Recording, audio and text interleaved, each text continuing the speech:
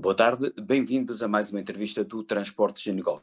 Os números finais ainda não são conhecidos, mas tudo aponta para que o Porto de Lisboa tenha tido, em 2020, os piores resultados dos últimos anos. A carga decresceu, os contentores, os cruzeiros praticamente desapareceram e, como se isso não bastasse, até os espaços e atividades de lazer tiveram de encerrar por causa da Covid-19. Para analisar o 2020 e perspectivar o ano de 2021, temos connosco o Dr. José Castelo Branco, administrador financeiro da Administração do Porto de Lisboa, a quem agradeço desde já a disponibilidade para estar aqui connosco e também peço desculpa pelo atraso. Sr. Doutor, muito obrigado, boa tarde. Muito boa tarde. Boa tarde. De novo, as minhas desculpas por este atraso, mas enfim, a internet tem destas coisas, ficamos muito dependentes dela e depois nem sempre as coisas correm como pretenderíamos.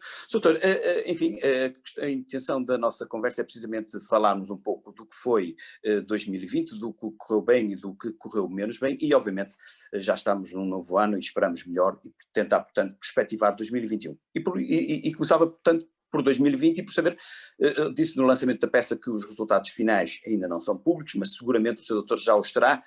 Como é que correu 2020 em termos de movimentação de mercadorias no Porto de Lisboa? Muito boa tarde. Eu gostaria primeiro de saudar todos os ouvintes e saudar também a vossa iniciativa, porque realmente para nós é importante estas oportunidades de dar a conhecer melhor o trabalho da APL e o próprio Porto de Lisboa. Muitas vezes está associado a uma grande cidade capital do país, mas é desconhecido da maioria das pessoas. E, portanto, para nós é sempre uma oportunidade a divulgação da nossa qualidade e do nosso trabalho. Nós é que agradecemos. E estas questões dos atrasos, enfim, têm a ver com o chamado stress informático e também compreendemos porque acontece sempre nestas situações e hoje em dia também, com a subcarga que existe, é absolutamente natural. Relativamente à atividade da APL em 2020, ela é característica, tem a característica de toda a atividade económica a nível nacional e a nível mundial. Foi caracterizada pela questão da pandemia e do Covid, que infelizmente nos afetou de uma forma bastante acentuada. Como já teve a oportunidade de referir, nós temos um setor muito particular, que é o setor da área dominial, enfim, que eu penso que não seria muito do interesse desta entrevista estar a abordar as questões da nossa área dominial, até porque ela é particular no conjunto dos esportes nacionais. Com certeza. Porque realmente nós temos uma área muito, muito grande e, portanto, assume uma particular importância, mas que não é comum aos restantes esportes. Na questão dos transportes, do transporte marítimo, efetivamente fomos também muito afetados. E fomos muito afetados precisamente na área dos cruzeiros. O Porto de Lisboa foi considerado já várias vezes o melhor porto da Europa. Fomos galardoados com essa distinção em 2019. Tivemos um crescimento muito grande, fizemos um investimento na concessão do terminal de cruzeiros de Lisboa e, efetivamente, 2020 foi um ano, eu não diria desastroso, foi um ano de zero. Portanto, os cruzeiros, pura e simplesmente, desapareceram à escala mundial. Obviamente que, em conjunto também com o Porto do Funchal, que é um porto para quem os cruzeiros também têm muita relevância, o Porto de Lisboa sofreu particularmente com esse fenómeno e dificilmente iremos recuperar, eu diria que antes de 2023, 2024, dificilmente recuperaremos essa área de negócio. Não é? Efetivamente, em termos financeiros, eu peço desculpa, a minha área financeira, e portanto estou aqui um bocadinho voltado para os números, mais dos cifrões do que das toneladas, mas efetivamente do ponto de vista financeiro perdemos mais de 3 milhões e meio com o setor dos cruzeiros. Portanto, o Porto de Lisboa é um porto que gera concessões, que é a nossa principal atividade, mas também prestador de serviços.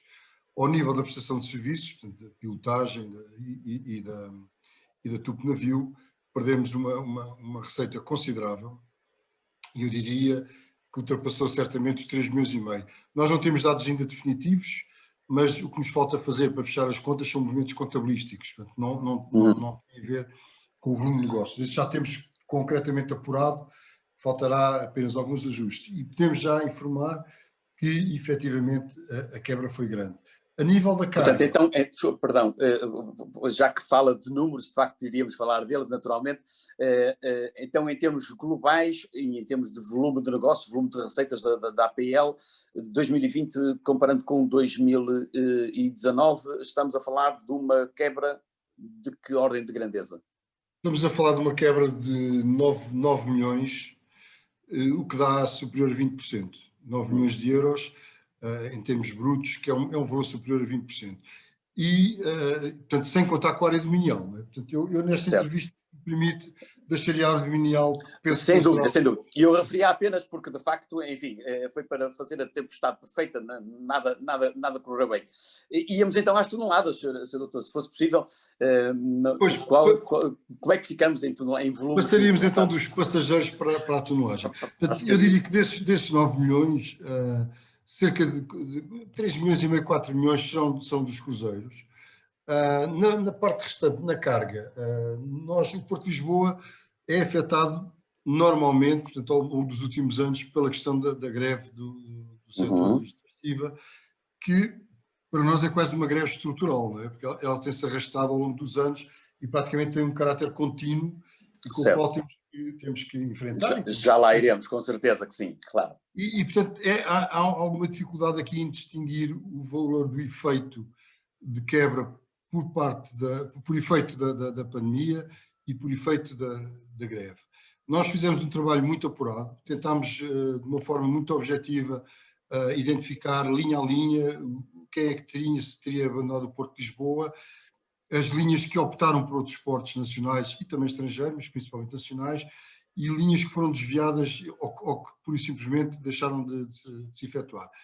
E chegámos a uma conclusão de que efetivamente o efeito do Covid foi assinalável, mas também tem um efeito de greve que se tem mantido ao longo destes tempos e que, apesar de estar a diminuir em 2020 e considerarmos que em 2021 será já quase residual, ela teve efetivamente alguma interferência, eu diria 50-50. Portanto, do que perdemos em termos de carga, estamos a falar de 50% por efeito da pandemia e 50%, grosso modo, não é? Sem entrar em pormenores. Mas posso dizer que nós fizemos um trabalho muito aprofundado, analisámos ao pormenor, linha a linha, e concluímos efetivamente que se mantêm esses dois efeitos de uma forma equiparada. E então, em termos de volumes, o número redondo de tonelagem movimentada... Em termos de toneladas, o Porto de Lisboa tem ultrapassado sempre as 10 toneladas. Não é uma meta, é um valor que foi ultrapassado regularmente, 11,7, 12 milhões de toneladas. Efetivamente, em 2020 não conseguimos atingir os 10 milhões, ficámos abaixo, ficámos nos 9 milhões, e que para nós também, portanto, é um valor que nos obriga a ponderar e a desenvolver novas iniciativas para tentar recuperar esta carga. Depois podemos já ver mais à frente como é que tentaremos fazer essa recuperação, mas efetivamente para nós é preocupante. Nós temos que estar bastante acima dos 10 milhões. Particular incidência na movimentação de carga contentorizada, porquanto ainda recentemente nos agroalimentares, por exemplo, a situação foi globalmente positiva, digamos. Portanto, continua a ser a carga contentorizada a mais penalizada. Exatamente. Os granéis sólidos, portanto, a preponderância é agroalimentar, como acabou de afirmar, e realmente é uma carga que teve um certo abaixamento, digamos assim, no primeiro trimestre, em março, mas depois recuperou e tem mantido a sua estabilidade e praticamente atingiu, quase metade da tonelagem que nós atingimos, 4,8 milhões, e está dentro do que é normal, apesar de ter alguma baixa, mas pouco significativa. A parte dos granéis líquidos também teve alguma quebra, mas não é um setor core em termos da carga para nós, mas efetivamente nos contentores sim. Por vários motivos, obviamente, os contentores são mais facilmente tratáveis do ponto de vista multimodal, portanto, como eles depois são transportados normalmente pela ferrovia ou pela rodovia, podem ter alternativas ao Porto de Lisboa e certamente que os operadores e os transportadores procuraram essas alternativas. E isto tem a ver, sinceramente, não com o facto da APL não conseguir dar resposta ao volume de cargas que a procura, mas com um bocadinho com o espectro da greve, porque o facto de nós estarmos com uma greve permanente de um determinado setor assusta, digamos assim, os potenciais clientes dos nossos claro, os operadores. Então, e em particular então na carga contentorizada ou no movimento de contentores medido em teus, estamos a falar de que baixa, de que quebra, que de resto já vem acontecendo nos últimos anos, não é? Pois, nós chegámos aos 3 milhões de toneladas e nós comparamos com 2019 que tivemos muito perto dos 5 milhões, não é? E isto por vários motivos. Há um motivo que tem a ver com a pandemia, porque grande parte do nosso tráfego é com as ilhas, nomeadamente, portanto, Madeira e Açores, e os níveis de consumo baixaram. O Porto de Lisboa, o grande volume de carga são produtos de consumo final, o que quer dizer que com a baixa de consumo das ilhas também baixou o tráfego com as ilhas. Mas efetivamente tem aqui também um efeito, de certa forma, dissuasor da continuidade e da segurança que as cargas têm quando chegam ao Porto de Lisboa, por efeitos da greve, obviamente. Claro. O Soutor disse-me que fizeram uma análise detalhada das companhias, dos operadores que operam ou que operavam e já não operam em Lisboa. Há de facto, vários casos, despistaram vários casos de operadores que abandonaram, enfim, definitivamente, tanto quanto é que isso é possível dizer definitivamente, o Porto de Lisboa? Sim, nós não fizemos exatamente com esse objetivo comercial, fizemos com o objetivo de determinar concessão a concessão quais tinham sido os problemas que tinham enfrentado. O nosso objetivo é manter um relacionamento muito próximo com os nossos concessionários, obviamente são os nossos principais stakeholders e nossos principais clientes, e a nossa preocupação é que as condições que a KPL oferece aos concessionários sejam regulares e possibilitem o desenvolvimento do negócio. E efetivamente não tenho aqui presente esse trabalho. Ele foi feito com o objetivo de perceber se era possível ou não a recuperação das cargas. E, efetivamente, nós temos noção de que com a estabilidade que a APL certamente irá recuperar, e estamos convictos dessa situação, será possível recuperar uma boa parte dessas cargas, até porque o Porto de Lisboa tem uma situação privilegiada, não é? Nós servimos cerca de 4 milhões de habitantes daqui da zona central do país e, portanto, são cargas que se destinam normalmente a consumo final e, portanto, cujo preço de transporte é bastante importante. E, portanto, estamos convencidos que a nossa situação irá melhorar a breve prazo com primeiro, a recuperação da estabilidade e da segurança, obviamente, não é? E com uma imagem diferente da que temos neste momento. Mas iremos recuperar certamente essa carga contentourizada, em grande parte. Sr. Doutor, já mencionou várias vezes aí a greve que é endémica no Porto de Lisboa. Eu recordo que em 2016, e já lá vão, portanto, 5 anos, a administração portuária patrocinou, de alguma forma, favoreceu, mediou um acordo entre os operadores e os representantes dos trabalhadores portuários e, enfim, daí saiu um novo contrato coletivo de trabalho que supostamente deveria vigorar por 6 anos e saiu um acordo tripartido, inclusivamente para a promoção do Porto de Lisboa nos mercados e, portanto, reganhar as cargas que, no entretanto, se tinham perdido.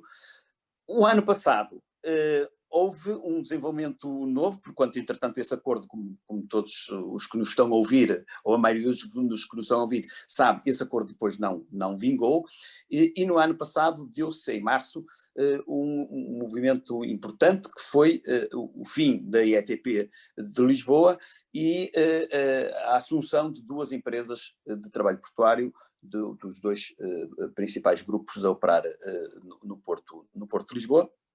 E supunha-se, ou foi dito na altura, que a situação da mão de obra portuária iria regularizar-se e estabilizar-se e que, portanto, essa agitação e instabilidade laboral não mais repercutiria no movimento de cargas. Não foi assim. O que é que, do ponto de vista da administração portuária, da leitura que fazem, dos contactos que têm, naturalmente, com todos os stakeholders, o que é que ainda não está a funcionar? Como sabe, a APL é aqui uma uma entidade que tenta mediar este conflito entre entidades do setor privado e autónomas, não é? Que realmente têm um diferente que está a perdurar no tempo e que objetivamente prejudica o Porto de Lisboa no seu todo. Esse acordo que foi obtido em 2016, sob o patrocínio da então Senhora Ministra do Mar, foi um acordo que permitiu criar algumas esperanças a nível da capacidade que a APL tem de garantir a segurança e a continuidade da prestação do seu serviço. E, no fundo, dar uma garantia a todos os operadores de que tudo correrá bem da parte da estiva, não é? Quando tentam, porque hoje em dia, qualquer segundo, qualquer minuto é importante na operação do navio de carga e, portanto, não podem estar sujeitos a qualquer atraso. Efetivamente, foi esse o nosso convencimento. Depois, considerou-se, efetivamente, que não foi possível manter esse acordo entre os operadores e o sindicato, enfim. Nós continuamos a fazer os nossos esforços de mediar esse entendimento. Afirmou que a AETPL teria sido extinta. Eu julgo que não é essa a situação atual. Há uma... Estão a decorrer Foi anunciado na altura a extinção, não é? Sim, mas portanto, houve um recurso de uma decisão do Tribunal. Exatamente. A ATPL não está ainda extinta, portanto, ela está numa fase intermédia em que está-se a aguardar uma Assembleia Geral que pode efetivamente aprovar um plano de recuperação e depois logo veremos como é que ele será implementado. Isso por iniciativa do sindicato que representa os credores, os principais credores da empresa, não é? Sim, haverá aqui alguma similitude entre sindicato e credores, mas de facto é por iniciativa dos credores. Não é? Claro. Sim, não é o sindicato não é credor, julgo eu. Não, pois, não é parte, obviamente. Não é parte, portanto, mas sim por iniciativa dos credores, que em grande parte serão os trabalhadores da antiga ETPL, que são os principais credores da empresa. E, portanto, nós temos que estar a aguardar os desenvolvimentos do que irá sair dessa Assembleia Geral, que possivelmente irá aprovar um plano de recuperação da empresa e depois logo veremos o que é que resulta da sua aplicação e em termos práticos, o que é que pode ou não resultar para bem ou não do Porto de Lisboa. Mas, de facto, esse conflito continua latente. Não é? A parte dos operadores tentaram ultrapassar na primeira instância a extinção da ETPL, que não se veio verificar, como digo mais uma vez. Têm alguns recursos e foram mobilizados recursos para poder suprir a falha do então quadro da ETPL, que deixaria teoricamente de existir, e tentar encontrar as suas soluções dentro do quadro legal. E, efetivamente, eu julgo que conseguiram ultrapassar muitas das limitações que foram criadas no início, mas ainda se mantêm algumas limitações. Nós estamos a falar de uma diferença ainda superior a 70, 80, 90 trabalhadores antes da extinção da ETPL e na situação pós-extinção da extinção teórica. Sim. Portanto, existe ainda uma diferença que não permite assegurar a totalidade, não é, dos serviços em causa. De facto, o problema da greve mantém-se com esse impacto, não é? Mantém-se com esse impacto, porque além do número de trabalhadores ainda ser menor do que era antes destes factos, ainda existe também um número substancial desses trabalhadores que se mantém em greve algumas operações. Não é? Eu, contudo, tenho... No essencial, pode-se dizer que estão a ser feitos os serviços mínimos, é isso? Não, eu diria que sim, estão a ser assegurados serviços mínimos como é de lei, mas eu diria que estes serviços mínimos têm sido ultimamente bastante satisfatórios em termos dos acordos a que se tem chegado. Normalmente, quando há aqui uma greve, há sempre um desajustamento entre entidades patronais e sindicatos, o que obriga à mediação da Autoridade do Trabalho, do Ministério do Trabalho, e obriga a despachos que fixam serviços mínimos. No caso do Porto de Lisboa, desde outubro do ano passado, que não há necessidade dessa mediação. Portanto, a entidade patronal e os sindicatos têm chegado a um acordo sobre os serviços mínimos e eles têm-se mantido e têm sido prestados regularmente. Portanto, esse já é um bom sinal, quer dizer que houve um entendimento e que ambas as partes têm noção da gravidade da situação e da necessidade que há de chegarmos aqui a entendimentos de forma a assegurar o bom funcionamento do Porto de Lisboa. Portanto, isso para nós foi uma boa notícia, não é? Portanto, já é o segundo aviso de greve, portanto, pré-aviso de greve, que é antecipado de um acordo para a prestação dos serviços mínimos e que neste momento já garante, nomeadamente, todo o serviço com as ilhas, como referiu, que é um serviço bastante importante a nível nacional, portanto, de estratégia a nível do território nacional, e por outro lado também opera algumas linhas regulares, o que já permite desenvolver algum trabalho com alguma segurança. Mas efetivamente ainda existe um impacto razoável. Dizem-me que, e isso é importante para as linhas regulares, que a nível de produtividade, de cadências de movimentos, ainda há muito caminho a percorrer, que Lisboa, perde na comparação com outros portos. É ainda assim? Quando esta questão do dizem-me, fico sempre na dúvida quem... Dizem-me operadores, naturalmente, não é? Operadores, Quem okay. disse são operadores, claro. Não, eu se calhar antecipando aqui algumas questões que me poderá colocar proximamente, eu diria que o Porto de Lisboa tem-se preocupado efetivamente com a modernização e com o reequipamento dos seus concessionários, nomeadamente o nosso principal concessionário que opera na área da carga constituizada, que é a Lisconto. Portanto, chegámos também a um entendimento para uma renegociação do contrato de concessão, em que os investimentos feitos pela Lisconto aqui no terminal de Alcântara são substanciais, nomeadamente com vista à melhoria da produtividade, porque efetivamente o cais do terminal vão manter as mesmas dimensões, aí não há qualquer alteração, fica exatamente como está hoje, mas há um reforço do terminal de forma a poder suportar um maior volume de equipamentos mais pesados, mais modernos, mais eficientes e com um nível de produtividade muito superior, nomeadamente dos pórticos de cais, que é um investimento bastante volumoso, né, que irá ser feito aqui pela Ilpó, não é? Eu julgo que a breve prazo, eu não sei se estava a referir à produtividade dos equipamentos, estava-se a referir a outro tipo de produtividade. Esta é que nós temos conhecimento e é objetiva, e é que nós, realmente, outro tipo de produtividade, enfim, não temos dados objetivos, mas eu diria que o Porto de Lisboa, nomeadamente a nível do transporte de carga contentorizada, se está a modernizar rapidamente e julgo que iremos atingir... E, portanto, vislumbram uma normalização da situação, um fim da greve, que obviamente, como dizia no início, dificulta a promoção do Porto junto de operadores internacionais, não é? Que certamente não gostam de ter no horizonte possíveis dificuldades e possíveis demoras dos seus navios. Sim, eu diria que prejudica a nossa imagem. E hoje em dia a imagem é o mais importante que uma entidade... Pois, as expectativas, não é? As expectativas são importantes. Exatamente. E o medo de sofrer algum impacto da greve, de não conseguir descarregar um navio ou qualquer coisa, afasta efetivamente os clientes dos nossos concessionários. E para nós é um facto que tentaremos ultrapassar. Vislumbrar o fim da greve, sabe, não depende de nós, não é? Nós queremos, por nós, gostaríamos que houvesse um entendimento rápido, que as coisas estivessem normalizadas e que tudo corresse entre a maior normalidade já amanhã. E tudo fazemos para isso, só que efetivamente não depende só de nós. Eu julgo que sim, que a pouco e pouco o que se tem verificado ao longo de 2019, 2020 principalmente, é que tem havido uma normalização do trabalho portuário. E, portanto, acho que estamos a caminhar para lá e a pouco, com o tempo nestas coisas é sempre bom conselheiro, não é?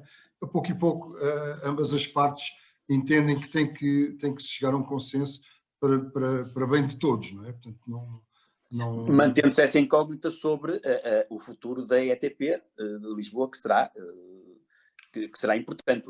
Exatamente. Ter-se-á que resolver essa incógnita e ter-se-á que resolver a forma como a articulação entre as empresas do trabalho portuário e as empresas de estiva. Portanto, isto para nós é bastante importante. É um ponto que realçamos, é um ponto em que centramos muito do nosso esforço diário de mediar entre as partes, mas não temos uma perspectiva com uma data limite, digamos assim. Achamos que a pouco e pouco a situação irá melhorar e a pouco a situação será resolvida, contente de todas as partes. Doutor, falou-me há bocadinho na quebra de receitas do Porto, vamos já falar de investimentos, e nomeadamente de investimentos dos concessionários. No entretanto, eu perguntava-lhe, esta quebra de receitas compromete de algum modo a capacidade de investimento da APL, que também terá que acompanhar, presumo, os investimentos dos concessionários na parte que lhes diz respeito?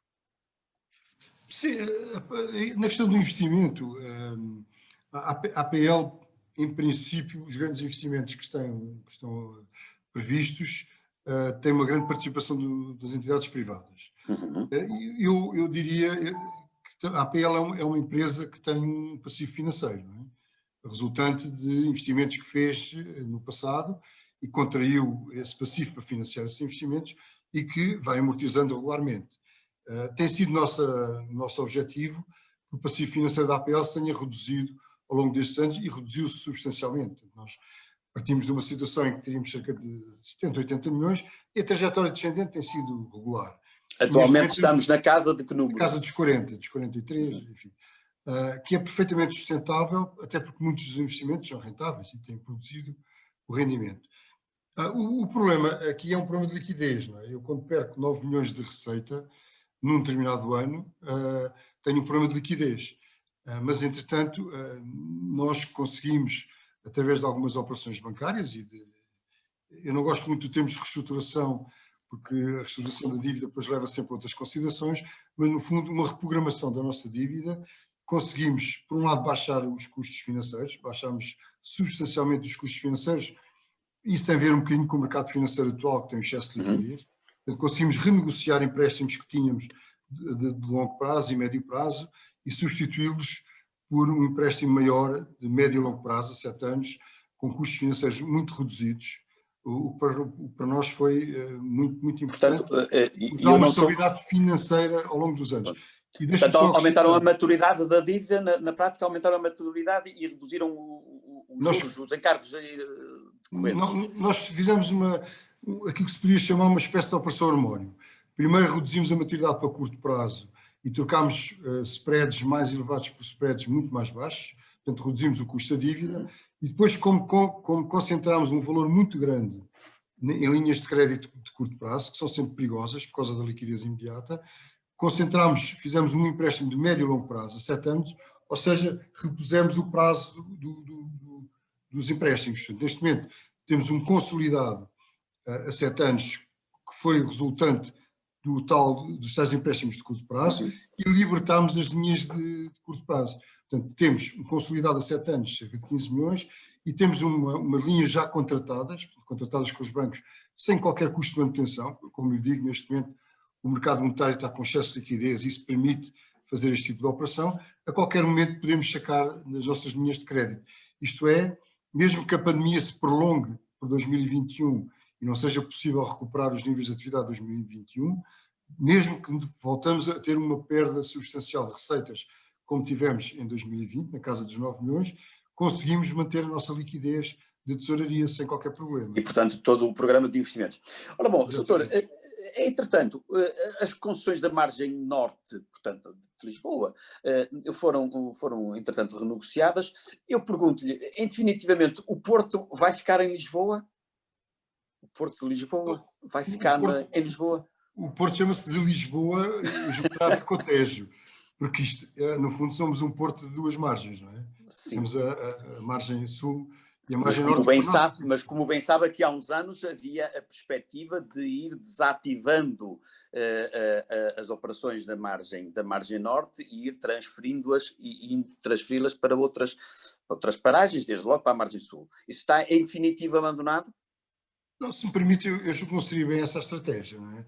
A estratégia passava pela criação de um grande terminal de contentores na margem sul. Na margem sul. E que, de certa forma, iria complementar os da margem norte e, possivelmente, substituí-los, mas não integralmente. Portanto, havia aqui uma certa complementaridade. Portanto, isso é o que fazia parte da estratégia do Porto de Lisboa. Sim. Um porto que passaria a ser de duas margens integralmente. Não é? Efetivamente, por motivos ambientais, o terminal da margem sul não avançou, foi um projeto que não avançou, e nós fomos obrigados a rever a nossa estratégia relativamente ao crescimento na margem norte. Neste momento, efetivamente, o Porto concentra-se na margem norte, tem uma atividade muito grande também na margem sul, mas a parte dos contentores, nomeadamente, portanto, que é a carga, que em termos internacionais terá mais tendência para crescer e para aumentar em termos de volume, está na margem sul, na margem norte. Na margem norte. Nós, os contratos não foram renegociados, os contratos foram os contratos dos terminais da margem norte que estava a referir e que mencionou que tinham sido renegociados, eles na verdade não foram renegociados, foram assinadas as cláusulas que permitiram prolongar o prazo da concessão, que estavam previstos contratualmente renegociação, e portanto isso vai-nos dar agora aqui um timing, sim, para pensar no futuro e para pensar nas novas concessões e da forma de garantirmos que o Porto de Lisboa está capacitado para movimentar o número de contentores necessários a abastecer esta região. Não é? Eu, por acaso, não tenho agora aqui os números de cor, mas nós tivemos até há relativamente pouco tempo exemplos de toda esta plataforma logística.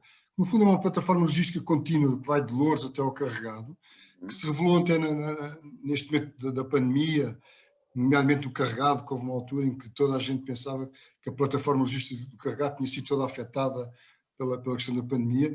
Realmente são números tremendos. Portanto, o emprego, o volume de carga que é movimentado nestas plataformas com origem no Porto de Lisboa é realmente notável. E nós, convictos disso, sabemos que temos que criar condições para que o Porto de Lisboa movimente cada vez mais um maior número de contentores. Não é? Portanto, aí os terminais da margem norte assumem um papel fundamental. Juntamente, nós aqui identificamos margem norte e Lisconte, obviamente, que é o principal terminal de contentores, e a nossa aposta passa efetivamente, por um lado, por modernizar esses terminais, criar-lhes uma relação com a cidade mais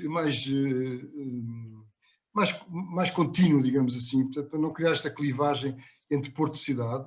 Nós estamos precisamente a renovar neste momento a chamada portaria da Zona Oriental, portanto, houve uma intervenção bastante grande naquela zona, portanto, há uma portaria única que serve esses terminais. Estamos a renovar essa zona, estamos a melhorar em termos ambientais todo esse espaço. É um projeto que demorará algum tempo, mas que permitirá um melhor enquadramento desses terminais na própria cidade. E também estamos a fazer um esforço muito grande para criar novas soluções de transporte das cargas depois ou seja, multimodal. Não é? Portanto, a nossa aposta tem sido muito no ferroviário e no rodoviário, que tem alguma proeminência aqui em Lisboa. Estamos a apostar no ferroviário, nomeadamente para esses terminais, e estamos a apostar, não sei se quer avançar para o nosso grande projeto aqui do Porto de Lisboa, se me permite, que será a navegabilidade do Rio Tejo até Castelo de Ribatejo. Certíssimo. Então, permita-me só, não é... Peço desculpa que a conversa vai evoluindo. Não, vai fluindo, as coisas são como as cerejas, evidentemente. Exatamente. Não há problema nenhum. Permite-me só dizer, então, uma vez que a APL e a APSS têm a mesma administração, não são uma única entidade, mas têm uma administração comum, poder-se-á dizer que, em definitivo, o Porto da margem sul, o Porto de Lisboa da margem sul será o Porto de Setúbal? Primeiro, a palavra do definitivo, como sabe... Este definitivo... definitivo tem muito provisório, como se costuma dizer. O definitivo tem muito provisório. Não, aqui não há qualquer... Não há questões de definitivo nem provisório. Há uma estratégia muito bem delineada. São duas empresas que estão a atuar de uma forma concertada, porque existe exatamente a mesma administração, e, portanto, as nossas preocupações têm a ver também com a integração, com a integração da atividade dos dois portos, mas são dois portos completamente distintos. Não há aqui paredes meias entre a margem sul do Tejo e a margem norte do Sado, não, de forma nenhuma. Mas, efetivamente, existe uma complementariedade. Não é?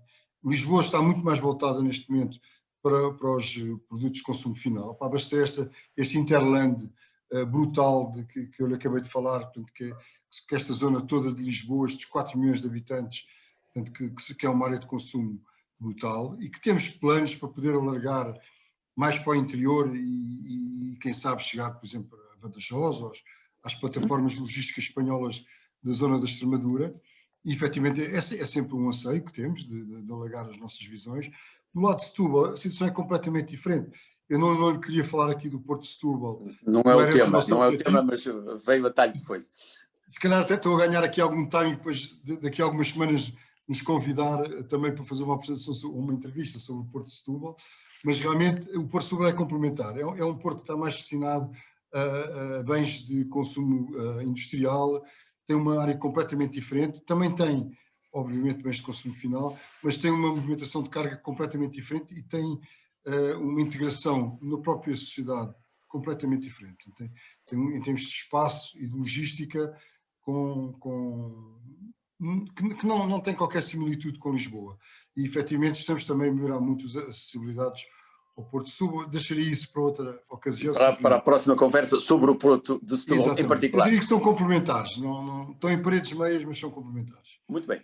Falemos então dos investimentos e antes de irmos à navegabilidade do Tejo e o que isso permitirá em termos de fluidez de tráfego, há o investimento da Lisconte, não é? O Lisconte do aeroporto. Eu estive, quando tentava repescar alguns apontamentos aqui para a nossa conversa, eu fui ver esta coisa da expansão da Alcântara, do terminal de Alcântara, já vem de 2010. Estamos em 2021. Caso para perguntar, é desta que vai acontecer, que se vai ver alguma coisa?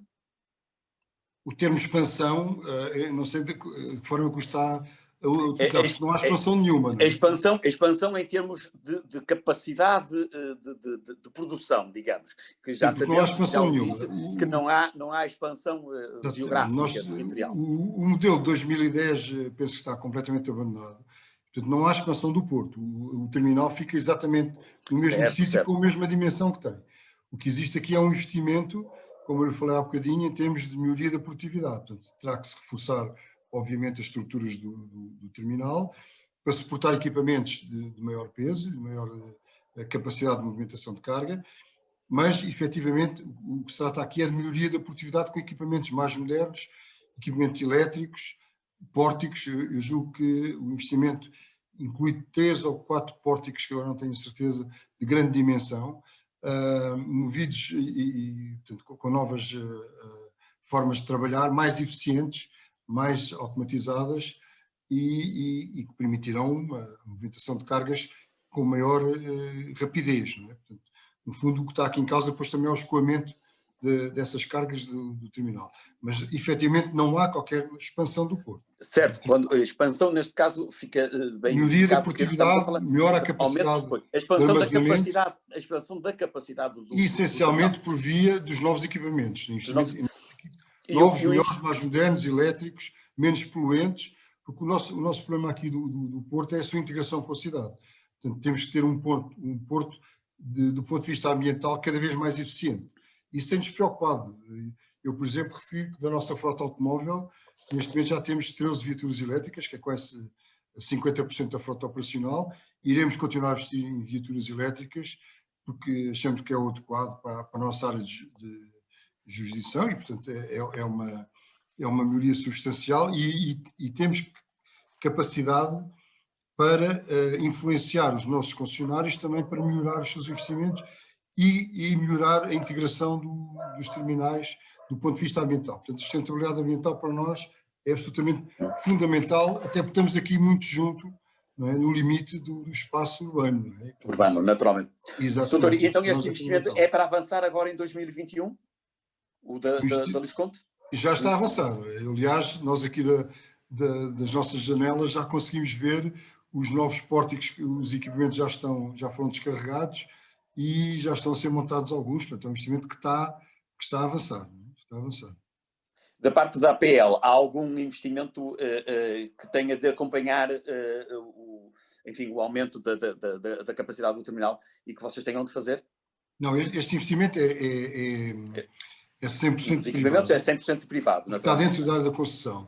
Da nossa parte, enfim, houve a criação das condições para o terminal funcionar, não há grandes alterações e os investimentos que fazemos é na manutenção da funcionalidade do Porto de Lisboa, são investimentos de nível geral, não é? Então, se tudo correr agora pelo melhor, quando é que esperam ter o novo, entre aspas, terminal de contentores da Lisconte? Nós nestas questões da logística e dos transportes não podemos falar em novo, porque tem que haver uma continuidade, não é? Era Claro. bom que nós pudéssemos fechar a porta e depois abrir com uma coisa completamente nova e eficiente e começar a trabalhar. Não, aqui há uma evolução contínua, não é? Portanto, como digo, estão a ser instalados os novos equipamentos, vão ser instalados ao longo de 2021, 2022. O contrato renegociado permite também, ou prevê, em 2029, 2030, uma nova fase de investimentos, não é? E, portanto, isto há uma continuidade que, no fundo, também se adapta um bocadinho neste jogo da procura e da oferta, não é? Temos de ter isso em consideração. Mas não há um começo, não temos aqui um começo marcado.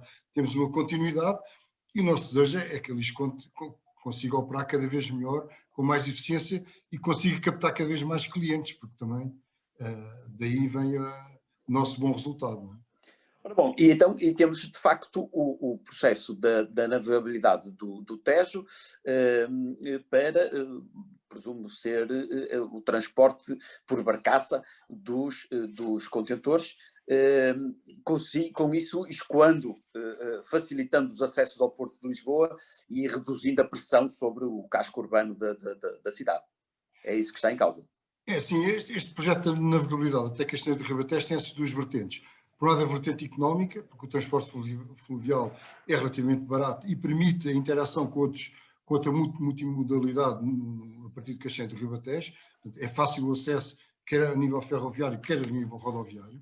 Portanto, tem essa vertente económica e, por outro lado, tem aquela que para nós também será determinante, que é a vertente ambiental.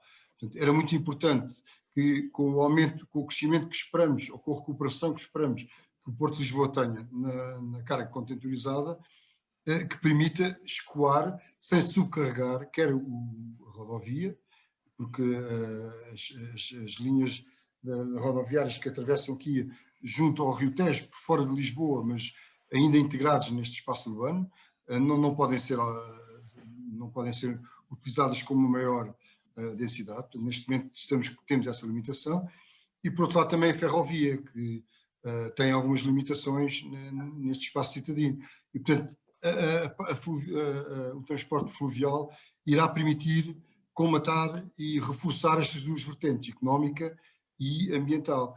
De facto, eu pelos números que tenho visto, já tenho visto várias estimativas, cada barcaça substitui entre 70 a 100 caminhões, depende se são caminhões com um teu ou dois teus, enfim, mas eu diria que pelo menos 70, e que tenho outro dado que me têm transmitido, enfim, os peritos, que cada empurrador, portanto, cada barco a motor que empurra as barcaças pode empurrar 3 barcaças em simultâneo. Portanto, estamos a falar em cerca, na pior das hipóteses, 210 caminhões por cada transporte. O equivalente. Efetivamente, eu penso que este número nos dá uma imagem do que está em causa. E, por outro lado, o acesso a Castanheiro de Ribatejo permite, de uma forma muito mais eficiente, transportar depois as cargas para outros pontos de consumo. E daí a nossa ambição de tentar chegar, no fundo, alargar o nosso interland, não é? Alargar o espaço. E qual é o ponto de situação desse investimento? Na certeza de que a movimentação das cargas será também entregue a privados, obviamente? A movimentação das cargas, depois é uma questão transporte. Exatamente. O transporte, nós neste momento estamos a preparar o estudo de impacto ambiental e o projeto de execução. Portanto, fizemos um primeiro estudo de impacto em termos económico-financeiros e estamos a avançar agora com a avaliação de impacto ambiental e com o projeto de execução.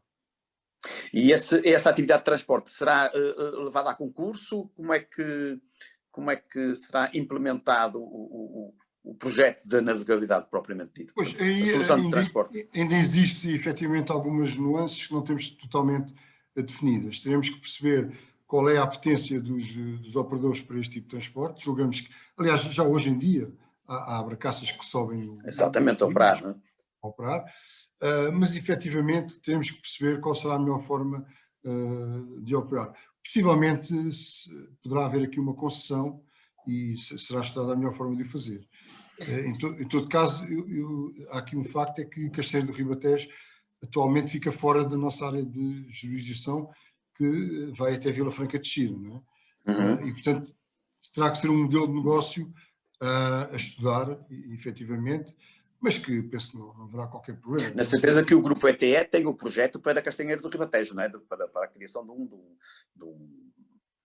terminal, de um...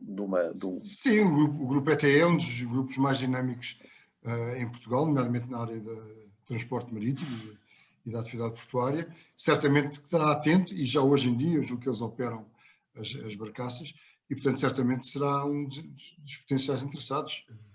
Mas este processo será lançado enfim, para concretização ainda no decorrer deste ano, de 2021? É a vossa intenção?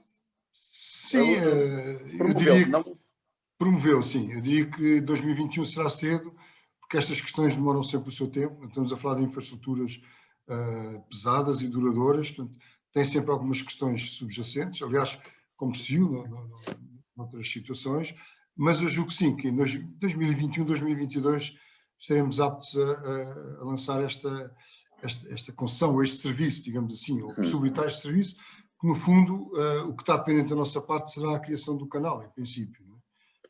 Claro, será o investimento da realizado por navegabilidade. vós, naturalmente. Não é? E depois teremos que perceber qual será a procura que existirá para a utilização desse canal. Agora não podemos dar passos aqui no escuro, temos que dar passos com um objetivo muito concreto e com uma finalidade que seja atingível. Não é? Portanto, aqui tem que haver algum gradualismo.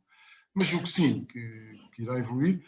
Mas repare, nós atravessamos um ano terrível em termos de carga containerizada, desconhecemos o que é que irá acontecer em 2021, por muito boas imagens, muito boas enfim, perspectivas que possam existir. 2021 ainda é uma grande incógnita, portanto eu não queria estar aqui a adentrar prazos, porque repare, não sabemos o que é que irá acontecer. Não é? Muito bem. Por falar em incógnita, Sr. Doutor, há a incógnita que paira sobre o destino da Bobadela. Falava há bocadinho na importância enfim, tirar as cargas, levá-las e trazê-las do Porto de Lisboa o mais depressa possível, da forma mais eficiente possível e com o menor impacto ambiental possível. A via férrea é obviamente fundamental para esse desígnio. A Bobadela é uma plataforma importantíssima na grande plataforma logística de que o Porto de Lisboa é o cerne. Todavia, há a possibilidade de a Bobadela ser deslocalizada, enfim, quer por pressão do meio, quer por organizações que estão previstas ou que estiveram previstas e ainda estarão previstas para aquela área. Enquanto Porto de Lisboa, como é que vê o papel da Bobadela e como é que vê a possibilidade da Bobadela ser de algum modo afetada na sua operacionalidade? Eu julgo que houve alguma polémica relativamente à deslocalização de um parque de contentores da Bobadela, não do espaço integral da plataforma da Bobadela. Mas, em todo caso, a APL tem noção da importância destas cargas e da movimentação dos contentores na área de consumo do Interland de Lisboa e da zona central do país.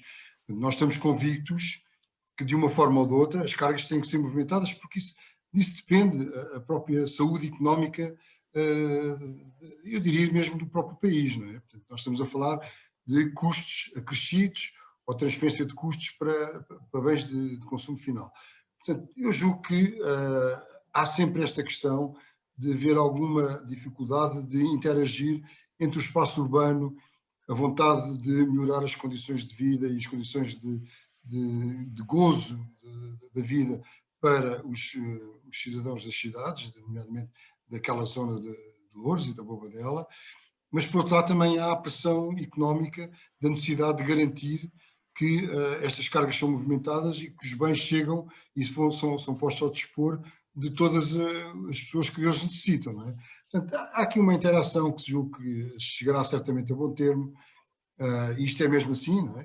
Em todos os negócios há partes e contrapartes, em todas as decisões há oponentes e há pessoas com opiniões favoráveis, e portanto eu julgo que não será por aí que haverá qualquer problema. Mas pode-se dizer que a Bobadela é fundamental para o Porto de Lisboa, não é? E eu diria mais do que a Bobadela, porque, como lhe digo, nós fornecemos aqui bens a toda a zona nós, quando digo nós, obviamente são os operadores, mas a APL facilita essa operação das cargas a toda esta zona brutal que existe entre Loures e Carregado, que movimenta uma quantidade enorme de carga e, portanto, aí não haverá qualquer alternativa, terá que ser essa zona, não é? Poderá efetivamente ser deslocada para outras zonas do país. Eu sinceramente julgo que é muito difícil. Hoje em dia é muito difícil criar zonas onde sejam aceitos facilmente grandes parques. O normal é que eles se mantenham onde estão com maior ou menor desenvolvimento e sejam criados novos na continuidade. Portanto, obviamente que sim, nós precisamos de ter apoio, ter suporte por trás da área do Porto de Lisboa que permita a movimentação das cargas, isso sem dúvida nenhuma. Claro. Estamos atentos a estes desenvolvimentos. Pois, há bocadinho falou na necessidade enfim, na vontade do Porto de Lisboa estender o seu Interland até, e falou na Badajoz, falou na plataforma logística de Badajoz. Como sabe, por força das dificuldades do Porto de Lisboa, outros portos, e desde logo até o Porto de Leixões, tem, enfim, alargado a sua zona de influência, e eu perguntava-lhe se está nos vossos horizontes precisamente investir ou envolverem-se na promoção ou no desenvolvimento de plataformas de portos secos que permitam alargar a vossa área ou reconsolidar a vossa área de influência, quer no país, quer a nível da península, naturalmente. Eu acho que a nossa aposta aqui tem que ser mais na inovação e, nomeadamente, no digital. Nós apostamos muito na JUL, que é de iniciativa da APP e que está a ser neste momento aplicada em todos os portos nacionais. Começou, enfim, com um projeto piloto na Madeira, em Sines. Eu diria, em Setúbal, e vincando essa nossa aposta na inovação digital, Setúbal foi o primeiro porto que entrou exclusivamente com a JUL, portanto nós não estamos em paralelo. Em Setúbal funciona única e exclusivamente a JUL, que foi um bocadinho um salto para fora de pé, digamos assim, mas arriscámos porque gostamos de estar à frente nestas situações e, portanto, funcionamos exclusivamente com a JUL, é o único porto neste momento que já não tem a JUP em funcionamento. E em Lisboa vamos fazer, não sei se integralmente, só com a JUL, já em março, portanto a JUL será aplicada em Lisboa até ao final do mês de fevereiro, entrará em produção plena no mês de março. Não tenho ainda a certeza se manteremos algumas funcionalidades da JUP, mas será por muito pouco tempo. Efetivamente, nós apostamos muito nesta inovação. E a JUL o que é que nos permite? Permite ter esta interação com os operadores, nomeadamente a nível do chamado Porto Seco. Não está nos nossos horizontes imediatos o investimento direto, até porque fica um bocadinho fora daquilo que é a nossa zona de conforto, não é? Porque já estamos a entrar numa área em que estamos fora do transporte marítimo. Mas, efetivamente, criamos as condições para que haja essa capacidade. E a JUL vai nos permitir disponibilizar a todos os operadores e a todos os transportadores uma ferramenta muito, muito eficiente que lhes permite acompanhar as cargas, saber exatamente a todo momento onde é que elas estão e como é que as podem gerir. Portanto, nós, no fundo, o que estamos a tentar é, de uma forma direta, investir na digitalização e na inovação, permitindo o desenvolvimento dos portos. Mas não vejo que haja algum impedimento de nos envolvermos em algum projeto que efetivamente apareça e que a administração do Porto de Lisboa entenda que será vital para nós e que será todo o interesse da nossa participação. Portanto, nós não somos fundamentalistas. Eu diria, se houver essa oportunidade, certamente não a deixaremos escapar se entendermos que ela é favorável aos nossos objetivos. De momento, diretamente, não. Neste momento, o nosso grande objetivo é criar condições para que todos possam operar de formas cada vez mais eficientes. E aí tem a ver necessariamente com inovação e com digitalização. Tá. Temos Digitalização. Que criar exatamente, com base e essencialmente no investimento que fizemos na JUL, que é um investimento muito forte, que fez a APP e que eu julgo que vai pôr os esportes a nível nacional num patamar muito elevado quando comparado com os outros esportes a nível europeu, pelo menos. Sem dúvida. Doutor, a digitalização anda de mão dada com a descarbonização e a esse nível julgo saber que o Porto de Lisboa também tem alguns projetos em mãos, desde logo a questão do abastecimento de energia elétrica aos navios, falou-se da questão, julgo haver já um protocolo relativamente ao abastecimento dos navios de cruzeiros, e há também a questão dos navios elétricos, dos novos ferries elétricos da Transtejo. Presumo eu, a APL terá também, enfim, intervenção ao nível do abastecimento. O que é que está pensado sobre isso? Não, relativamente aos ferries da Transtejo, não. Portanto, é um projeto da Transtejo e, portanto, nós não temos aí qualquer, a não ser, portanto, a regulação do tráfego marítimo, que obviamente tráfego fluvial, que é da nossa responsabilidade, mas isso não tem a ver com o combustível que é consumido. Portanto, aí não temos qualquer intervenção relativamente ao abastecimento. No projeto dos cruzeiros, sim, temos um Short to Ship, que é um projeto que avançámos com alguma prioridade e que, no fundo, se destina a substituir o consumo de energia com base, nomeadamente no fuel dos navios, por energia elétrica fornecida diretamente nos cais e nos terminais. Mas, efetivamente, isto é uma tarefa de Golias, digamos assim. Né? É uma tarefa. Repare que um navio de cruzeiros, por exemplo, estamos a falar de um navio de cruzeiros, poderá ter quase 5.000 passageiros a bordo, com tripulação até muito mais, e cujo consumo, enquanto estiver acostado, equivale a uma pequena cidade. E, portanto, este projeto de conseguir abastecer, em termos elétricos, navios de cruzeiros encostados em Lisboa, diríamos 1, 2, 3 navios, é um projeto com uma dimensão muito elevada. Nós já entramos em contato primeiro com as entidades que supervisionam o setor energético, já temos um projeto meio definido, conseguimos avaliar o custo de transportar energia. Portanto, estamos a falar de energia com uma capacidade brutal, não é? Para chegar aqui ao terminal de Santa Apolónia, e realmente é um projeto de grande dimensão.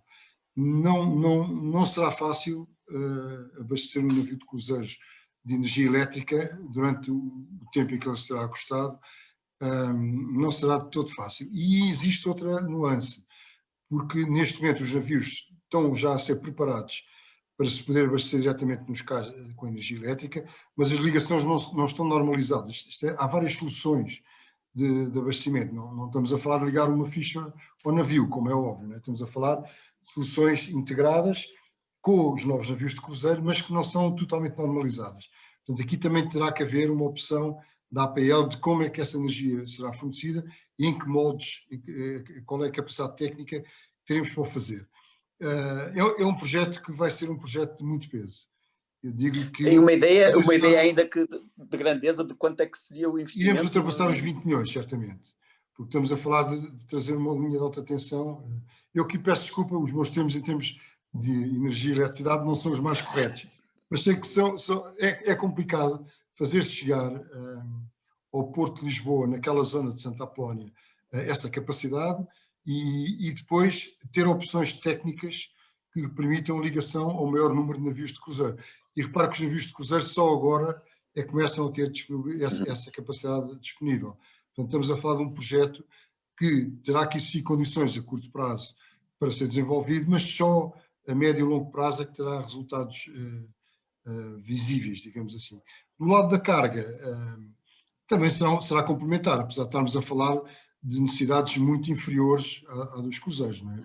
Um navio de carga consome muito menos energia do que um navio de cruzeiros, como é óbvio. Portanto, aí será uma questão que será o mesmo projeto, não é? Será uma parte desse projeto, mas que será certamente mais fácil de desenvolver. Em todo o caso, qualquer uma das soluções permitirá a descarbonização de um setor muito importante do Porto, que tem a ver com os consumos energéticos durante a acostagem dos navios. Né? Mas há um horizonte temporal para o Porto de Lisboa concretizar esse plano? O nosso horizonte temporal para desenvolver o projeto estará até 2022. Mas, como digo, é desenvolvimento do projeto. Não temos capacidade neste momento para definir exatamente quais são as soluções técnicas, porque elas ainda não existem do lado da procura, digamos assim, dos navios de cruzeiro. Portanto, se calhar vamos ter que dar aqui um timing para perceber qual será a opção dos navios de cruzeiro, que eles próprios também terão que ser transformados, não é? Onde é que terão os transformadores? Serão dentro do navio, fora do navio, serão em caixa, não são? Portanto, tudo isso são determinantes para o projeto que vamos ter que esperar que haja uma definição a nível mundial para depois então avançar seguramente para esse projeto. Mas em termos do abastecimento, que é o mais importante, é fazer chegar essa alta tensão à zona do Porto de Lisboa, sim, isso já está avançado. Muito bem. Doutor, estamos a tomar a nossa hora que tínhamos combinado de entrevista e, de novo, as minhas desculpas pelo atraso com que iniciamos a conversa. Perguntava-lhe, e terminaríamos assim, o que é que o Porto de Lisboa tem pensado, a administração do Porto de Lisboa tem pensado para, enfim, passada esta fase de tormenta da pandemia, e esperemos que passe mais ou menos em breve, possa relançar o Porto de Lisboa e possa, o que é que vocês têm pensado para promover de novo o Porto de Lisboa e reganhar a confiança dos operadores económicos e dos operadores internacionais, desde logo, no Porto de Lisboa, para o incluírem nos seus serviços regulares? Eu diria que, primeiro de tudo, é aquele ponto que nós já focámos intensivamente nessa entrevista, é garantir a segurança e a constância do negócio, ou seja, que não haja aqui intermitências, portanto, tem que haver estabilidade e tem que haver aqui uma capacidade do Porto de Lisboa garantir uma resposta, obviamente. E, portanto, tem que haver um consenso entre operadores, empresas de estiva e sindicatos, tem que haver estabilidade. E isso é o primeiro objetivo que terá que ser atingido. E é um objetivo que gradualmente estamos convencidos que será atingido. Depois, o Porto de Lisboa tem um relacionamento com 14 entidades, autarquias. Não é? Portanto, para nós é muito importante este relacionamento. Nós privilegiamos o relacionamento com as autarquias, nomeadamente com o município de Lisboa, em que temos uma interação muito grande pelo posicionamento dos nossos terminais e por outros projetos que temos aqui em mão. Portanto, esse relacionamento tem sido muito bom e temos que continuar a privilegiar, assim como das restantes autarquias, nomeadamente da margem sul, da Almada, de Barreiro, etc. E que para nós é vital, é vital. Portanto, temos que ter aqui um conjunto de vontades para que realmente o Porto de Lisboa cresça e se consolide. Depois, por outro lado, temos aquilo em que nós temos que apostar do ponto de vista prático e operacional, que é a melhoria das acessibilidades portuárias, né? Portanto, garantir a acessibilidade portuária, que terá a ver com os fundos e com a capacidade de receber navios modernos e com grandes cargas, e, por outro lado, melhorar também a capacidade de transporte ferroviário, que é fundamental, e a questão da navegabilidade do Tejo. Nós apostamos muito nessa solução para, a médio e longo prazo, termos capacidade de crescimento. No fundo, são as nossas grandes apostas.